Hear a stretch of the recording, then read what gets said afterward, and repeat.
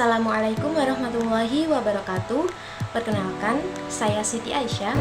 Saya Pintarita Kensa. Saya Briliana Iska Putri. Dan saya Rania Salsabila. Kami dari kelompok 7 akan menjelaskan mengenai jaringan limfoid sekunder. Organ limfatik sekunder merupakan organ limfoid yang responsif terhadap stimulasi antigenik atau tempat terjadinya interaksi antara limfosit dan antigen serta pengaturannya. Beberapa jaringan limfoid dijumpai di sepanjang pembuluh limfatik dan organ visera, misalnya pada paru dan usus. Jaringan limfoid pada paru dan lamina propria di dinding usus terdiri dari sekelompok limfosit dan makrofag. Jaringan limfoid lainnya disusun oleh folikel limfoid yang terdiri atas sel limfoid dan non-limfoid yang mengelilingi kapiler limfatik.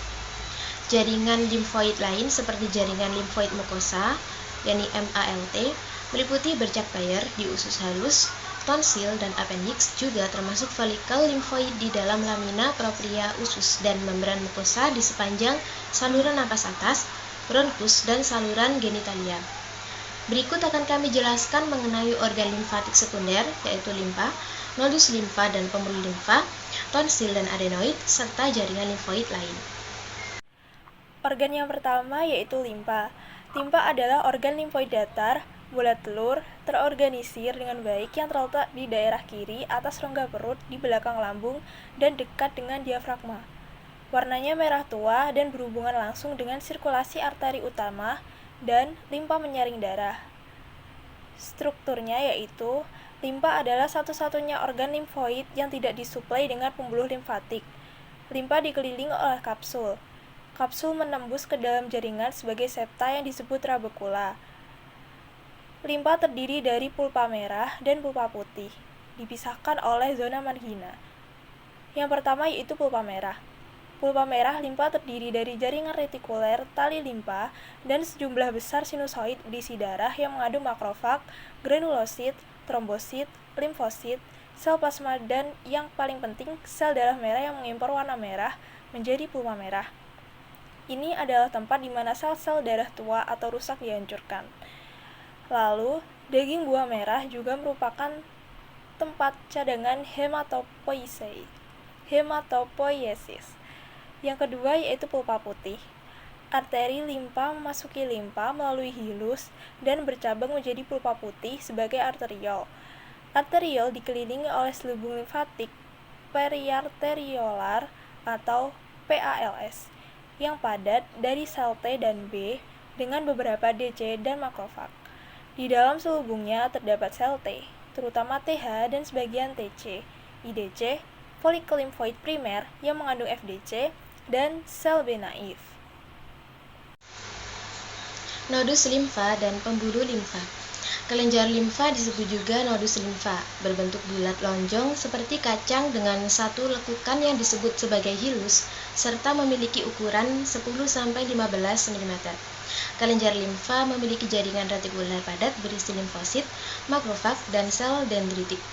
Kelenjar limfa memproduksi limfosit dan antibodi yang kemudian keluar dari pembuluh eferen. Kelenjar limfa tersebar di seluruh tubuh, banyak terdapat pada daerah lipatan-lipatan seperti sela-sela otot, paha, ketiak, leher, dan di dalam abdomen. Pembuluh limfa memiliki cabang halus yang bagian ujungnya terbuka. Bentuk pembuluh limfa mirip dengan vena yang memiliki katup banyak.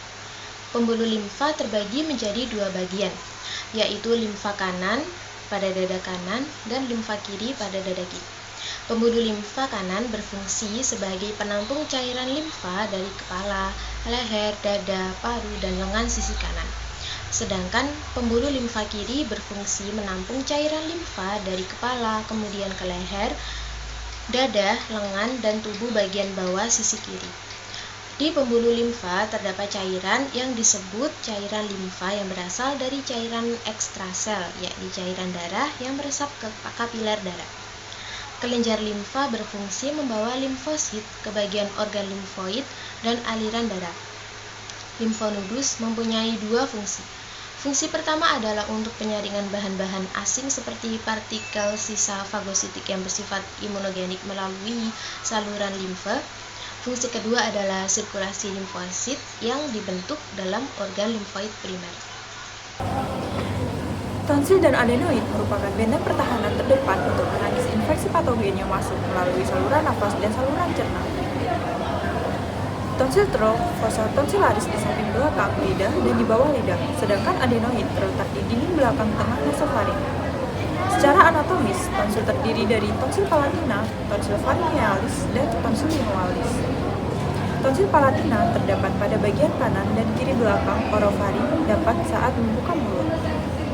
Tonsil pharyngealis terdapat di bagian belakang atas faring dan tonsil limoalis terletak di permukaan belakang lidah sang lidah. Lokasi tonsil secara bersama membentuk lingkaran seperti cincin. Fungsi tonsil adalah memproduksi sel-sel limfosit dan berperan dalam tahap-tahap awal kehidupan untuk melawan infeksi pada selaput mukosa. Jaringan limfoid lain. Jaringan limfoid lain terdiri dari gut-associated lymphoid tissue atau GALT dan mucosa-associated lymphoid tissue atau MALT. Jaringan limfoid mukosa atau MALT juga disebut jaringan limfatik terkait mukosa. MALT sendiri merupakan pertahanan pertama dalam upaya melawan infeksi dengan sekresi berbagai protein oleh sel epitelial, sekaligus pertahanan adaptif oleh populasi jenis limfosit seperti sel T dan sel B yang teraktivasi oleh aderesin, serta sel plasma dan makrofag yang masing-masing berperan untuk menemukan antigen yang melewati epitel mukosa. MALT terletak di tunika mukosa, terutama lamina propria, tractus digestivus, respiratorius, dan genitourinarius. Terdiri dari sel T terutama CD8, sel B, dan APC. Ada tractus digestivus, terdiri dari limfosit difus, limfonoduli soliter yang berkelompok seperti tonsila dan plaque Weber, sedangkan pada tractus respiratorius dan genitourinarius terdiri dari limfosit difus dan limfonoduli soliter. Gut-associated lymphoid tissue atau GALT merupakan jaringan limfoid yang terdapat di sepanjang saluran pencernaan. Sistem imun mukosa pada GALT terdiri dari 3 struktur limfoid mukosa yang berbeda yaitu Bayer patch, lamina propria, dan epitel. Pada permukaan GALT terdapat subset sel microfold atau sel M di antara epitel yang berperan sebagai perangkap antigen dari lumen untuk dieliminasi oleh sel dendrit atau makrofag.